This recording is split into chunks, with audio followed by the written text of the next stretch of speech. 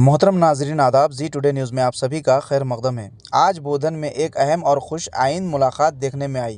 AIMIM Banswara के सदर जनाब सईद खान बोधन पहुंचे और यहां के AIMIM सदर जनाब मीर इलियास अली से इनके मकान पर मुलाकात की। इस मुलाकात के दौरान सईद खान साहब ने मीर इलियास अली की मेहनत, खुलूस और पार्टी के लिए खिदमत को सराहते हुए इनकी गुलपोशी की और उनकी क़यादत पर मुकम्मल एतमाद का इजहार किया। इस मौके पर NRI समी, मौलाना सुल्तान साहब, NRI बाबा और रफ़ीक भी मौजूद थे।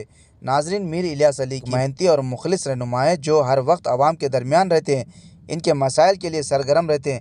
आज की ये मुलाकात इस बात का सबूत है कि AIMIM की क़यादत बोधन में मजबूत और मुत्तहिद है और ये भी साबित होता है कि AIMIM बोधन में महफूज हाथों में है। मीर इलियास अली वो नाम है जो बोधन में सिर्फ एक सियासी चेहरा नहीं बल्कि एक खिदमत गुजार है, बेबाक और मुखलिस क़यादत की अलामत बन चुका है।